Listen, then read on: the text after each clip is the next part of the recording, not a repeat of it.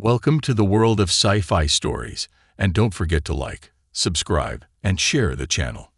Enjoy the listening. The Galactic Empire mocked humanity until we laughed back.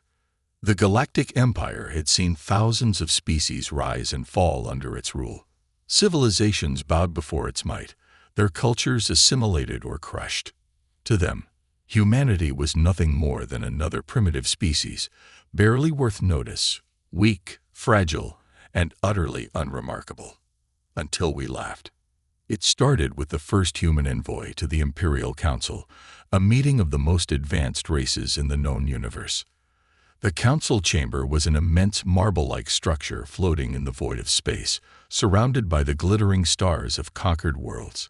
Seated in a vast circle were the galaxy's most powerful leaders, their forms as varied as their homeworlds, scaled, feathered, tentacled, crystalline, and things beyond description. At the center stood Ambassador James Carter, the first human to ever step into the chamber. He was alone, a single unarmed man representing an entire planet. The High Chancellor of the Empire, a towering reptilian with molten gold eyes, addressed him with a sneer. "Humanity of soul," he said, his voice a rumbling earthquake. "You stand before the Council of Galactic Supremacy. State your case, though I assure you it will change nothing. Your kind is weak, insignificant, and doomed to serve." The chamber filled with murmurs of amusement. Some delegates even chittered in their own guttural tongues, their equivalent of laughter. The Empire had encountered countless civilizations, and none had withstood its rule. Humanity would be no different. Then James Carter did something no species had ever done before. He laughed. Not a nervous chuckle, not a bitter scoff. A full, genuine, belly-aching laugh, the kind that makes you slap your knee and struggle to breathe. The entire chamber fell silent. Some species blinked, others stiffened. The High Chancellor's molten eyes narrowed. "What do you find amusing, human?" James wiped a tear from his eye. Sorry. It's just." He let out another chuckle. "You actually think we're weak." The silence deepened. The air grew thick with tension. The High Chancellor bared his fangs. "Are you mocking us?" "Yeah," James grinned. "Yeah, I guess I am." A few delegates shifted uncomfortably. No species had ever dared speak to the Empire this way. Empires were feared, not mocked.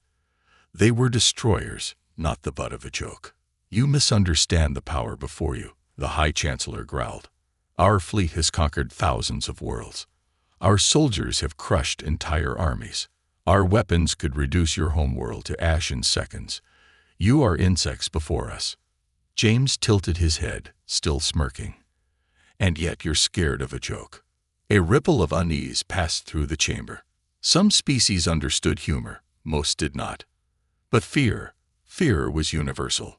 "You misunderstand nothing." The Chancellor slammed a clawed hand against the armrest of his throne. "You are insignificant. You have no technology to rival ours, no armies capable of standing against us, no genetic superiority, no psychic potential. You have nothing." James leaned forward, resting his hands on the podium. "Oh, we have something all right." The Chancellor's glare intensified. "And what, human, do you have?" James's grin widened. "We have us." A murmur spread through the chamber. The Chancellor scoffed. "Us? Do not speak in riddles, human. Your kind is nothing." "That's what you don't get," James said, his voice steady. "Every species you've conquered, they fought like you expected them to, with strength, with power, with logic. But humans, we fight differently. We fight dirty. We fight smart. And above all," his grin turned sharp, "we fight like we got nothing to lose." The chamber remained silent, but the weight of his words hung in the air. "Every species you've crushed had a breaking point," James continued. "A moment where they realized they couldn't win. A moment where they gave up." He took a step forward. "Humans don't have that moment." The Chancellor scoffed. "Arrogant words." "You think so?" James raised an eyebrow. "Tell me, How many of your conquered species made weapons that could destroy entire planets before they even left their solar system? The murmur grew louder. How many of your species wiped themselves out multiple times in their own history and kept coming back? The murmurs became a nervous buzz. How many of your species found a way to turn their own emotions into a weapon? You think you understand rage, hate, desperation. You don't, but we do, and we use it. The High Chancellor shifted in his throne. For the first time, his eyes betrayed something beyond annoyance. Doubt. James saw it and pressed on. You don't understand humans, not really. You look at our size, our strength, our short lifespans, and you think we're weak. But you forgot the one thing that makes us dangerous. And what is that? The Chancellor growled. We don't know when to quit. He stepped back, letting his words sink in. Every species you fought, they understood when they were beaten. When they saw the fight was hopeless, they surrendered. That's the smart move, right? Logical. His voice dropped. Humans aren't logical. Silence. The council chamber, once filled with mockery, now pulsed with an unspoken tension. You can conquer our worlds, James said, his voice almost a whisper. You can burn our cities. You can kill our leaders. But you'll never break us, because the moment you think you've won, we'll still be there. He leaned in, voice barely audible. And we'll be laughing. For the first time in history, the Galactic Empire had no response. And that was when humanity won. The silence in the chamber stretched on, thick and heavy. For the first time in its long and bloody history, the Galactic Council did not know how to respond. They had encountered defiance before, of course. Entire civilizations had thrown themselves against the might of the Empire, only to be ground into dust. But this was different. This wasn't defiance in the face of superior power. This was amusement. The High Chancellor's molten gold eyes remained locked on James Carter, searching for weakness, for some sign that this human was bluffing. But there was nothing. No fear, no hesitation. Just that maddening, infuriating grin. You overestimate yourselves, the Chancellor finally said, his voice quieter now, more measured. Your kind has only just stepped into the void, while we have ruled the stars for millennia. Your ships are primitive, your technology laughable, your military, he sneered, is nothing but an unruly pack of savages with crude weapons. James folded his arms. And yet here you are, trying real hard to convince yourself that we aren't a problem. He chuckled. Let me guess, this little speech of yours, it's for them. He gestured to the other council members, trying to keep them from realizing what you just did. The Chancellor's eyes narrowed. And what human have I just realized? James leaned forward, resting his elbows on the podium, voice dropping to a conspiratorial whisper. You're afraid of us. A ripple of unease passed through the chamber. The tension shifted, subtle but undeniable. Before, it had been the laughter of an arrogant empire mocking a lesser species. Now it felt like something else entirely.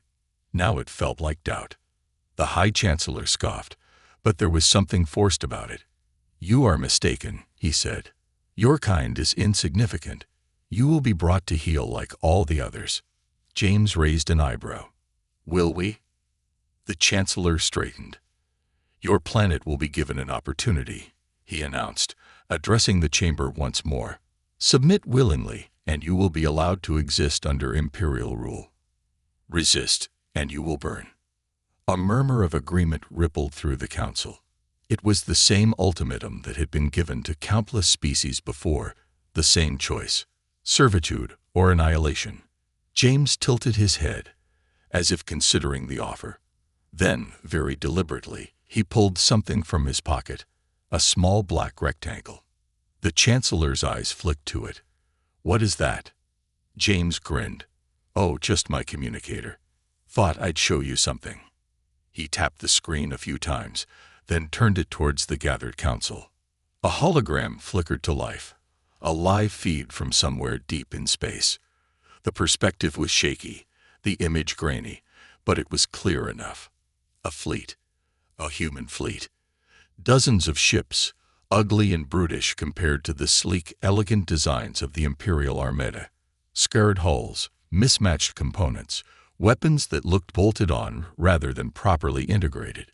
A patchwork force cobbled together from whatever humanity had been able to muster. But they weren't retreating. They weren't hiding. They were advancing. The murmurs in the chamber grew louder. The Chancellor's eyes narrowed. A desperate display, he scoffed. Your ships are obsolete. They will be nothing but debris by the end of the cycle. James smirked. Maybe. But you missed something. He swiped the screen, changing the angle of the feed.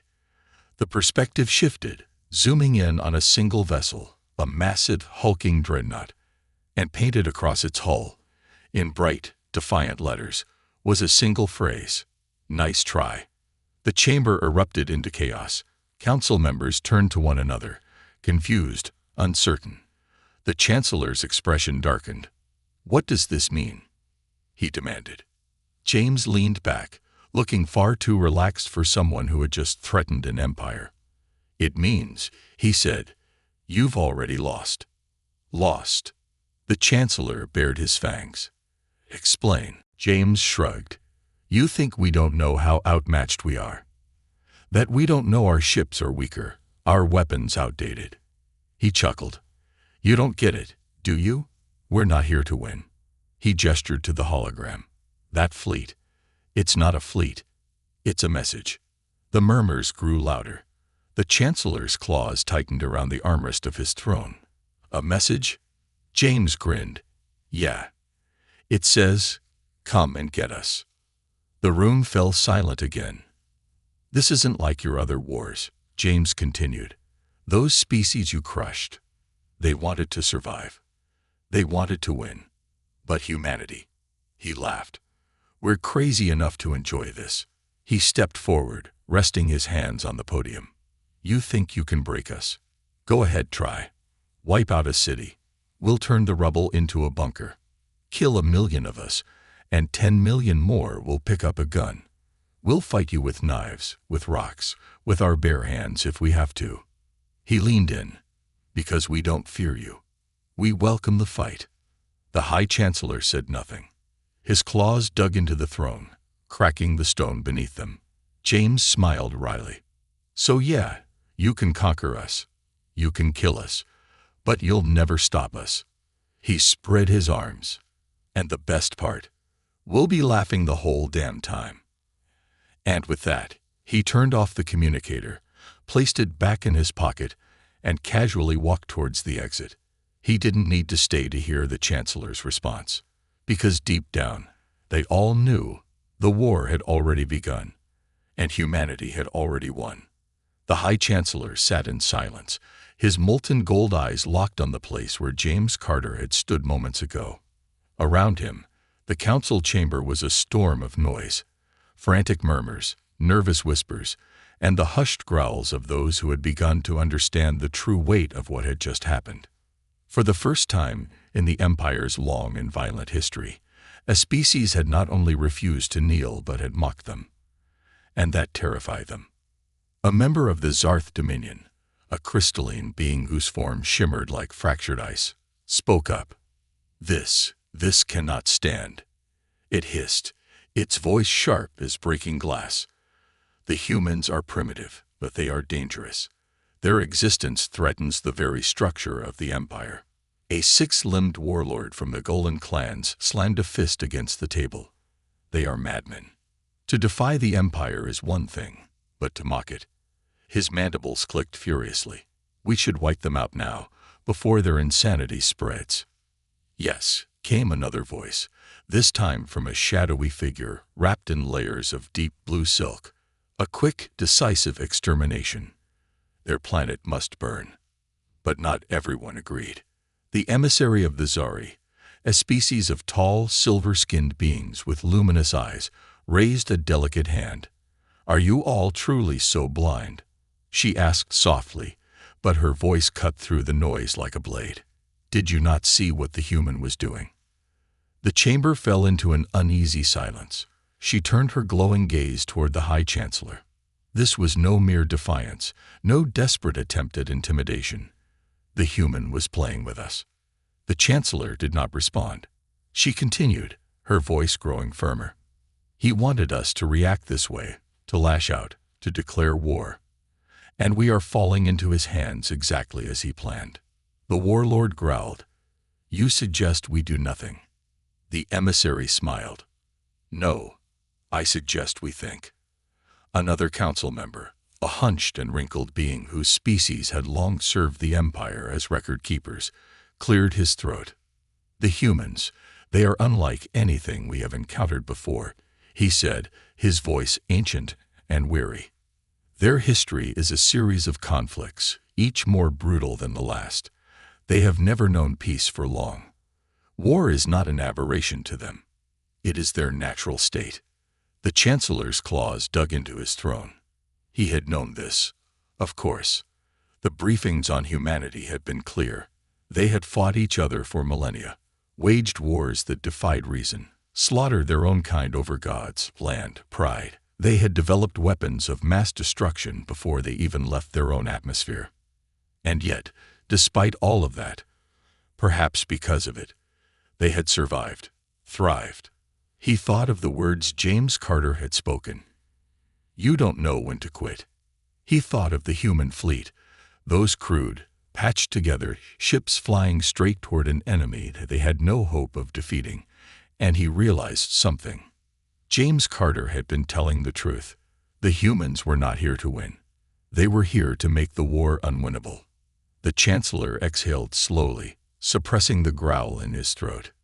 He turned to the gathered council, his expression unreadable. Prepare the fleet, he commanded. The chamber erupted in a frenzy of approval. The war had begun. Deep in the void of space, aboard the bridge of the UNS Ironclad, James Carter sat comfortably in his chair, sipping a cup of terrible instant coffee. You think they bought it? Asked Captain Valdez, standing beside him. James chuckled. Oh, they bought it all right. Valdez folded her arms, watching the holographic display of the Empire's fleet mobilizing. You do realize we don't actually have a plan to win this, right? James grinned. Yeah, and that's exactly why we will. She raised an eyebrow. James leaned back, kicking his feet up onto the console. See, they're used to wars with rules, with objectives, with endgames. We don't do that. We don't fight to win. We fight to make them regret ever starting it in the first place. Valdez exhaled. So we just make their lives hell. James smirked. Exactly. They'd want a war. He took another sip of coffee. Then let's give them one they'll never forget. And in the cold depths of space, the laughter of humanity echoed. The Imperial war machine moved swiftly. Within days, the first waves of their armada began assembling on the edges of human space, an overwhelming force of dreadnoughts, cruisers, and carriers that had crushed 100 civilizations before. They were ready for war. What they weren't ready for was us. Somewhere in deep space, aboard the UNS Ironclad, James Carter and Captain Valdez stood before a massive holomap of the Sol system.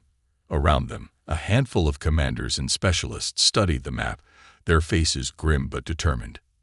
They'll hit us hard, Valdez said, arms folded. A full-scale invasion. They're bringing their biggest guns, their deadliest chips. We won't win in a head-on fight. James grinned. Good. We're not going to fight them head-on.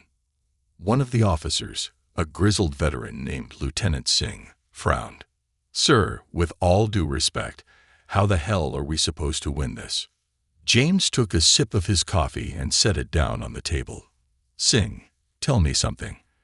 How do you beat a predator that's bigger, stronger, and faster than you? Singh hesitated. You don't. James pointed at him. Exactly. You don't. You make it chase you. You frustrate it. You exhaust it. He smirked. We're not here to fight them. We're here to make them regret ever stepping foot into our system. A younger officer raised an eyebrow. And how do we do that? James's smirk widened. "We do what humans do best. We become their worst nightmare." The Imperial fleet moved with mechanical precision, its formations tight, its ships gleaming with the cold efficiency of a war machine that had never known failure. As they entered human-claimed space, they expected resistance, a desperate defense, perhaps even an attempted surrender. What they got was chaos. The first attack came not from battleships, but from debris. Clusters of old satellites, space junk, and broken-down cargo freighters had been booby-trapped, loaded with explosives, and hidden in asteroid fields.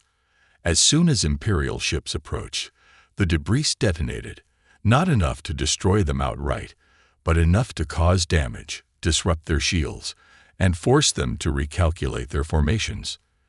Then came the electronic warfare. Every Imperial fleet ran on tight, well-coordinated data networks, until human hackers got involved. They hijacked communication lines, flooded enemy targeting systems with false readings, turned Imperial ship sensors against them, making them fire on phantoms, ghost signals that flickered in and out like enemy ships that weren't really there. Entire squadrons broke formation, trying to chase after enemies that didn't exist. Then, as confusion spread through the fleet, the real attacks began. Small, fast-moving human ships, cobbled together from old cargo haulers and retrofitted civilian vessels, darted through the chaos, hitting weak points and disappearing before the Empire could retaliate. It wasn't war, it was harassment. The Empire had fought wars before. It had crushed rebellions, conquered entire star systems, but it had never faced an enemy that refused to engage in a proper battle. "We need to bring them to order," one of the Imperial admirals growled, watching the erratic, seemingly random human attacks. "They're acting like vermin." A silence fell over the command bridge, because that was exactly the problem. Humans weren't fighting like soldiers. They were fighting like hunters, like guerrillas, like terrorists, like an enemy that didn't need to win, just needed to make the other side miserable. The Empire had expected an enemy that would submit or perish. Instead, they had found an enemy that was laughing while they burned everything down. And it was only the beginning. Back aboard the Ironclad, James Carter watched the reports roll in. Another supply convoy lost. Another Imperial battleship forced into retreat. Another communication relay jammed beyond repair, all without a single major battle. Valdez let out a low whistle. "I think they're starting to get pissed." James grinned. "Good. Angry enemies make mistakes." Singh shook his head in disbelief. "We're actually making this work." James leaned forward, eyes gleaming. "Oh, Singh, we're just getting started. Because this wasn't a war of conquest. This wasn't a war of strategy. This was a war of attrition, and humanity was very, very good at making people regret their decisions. The Imperial fleet had never known fear. Until now. The High Chancellor sat in his private war chamber aboard the Indomitable, the largest and most powerful dreadnought in the Imperial Armada. Around him, his most trusted generals and admirals stood, their faces grim as they watched the latest battle reports, or rather, the latest disasters. Entire squadrons lost without a single proper engagement, supply lines severed, communications disrupted. Their fleet was enormous, their weapons superior, and yet they were losing, not in the sense of defeat, but in the slow, excruciating way a predator starves because its prey refuses to be caught.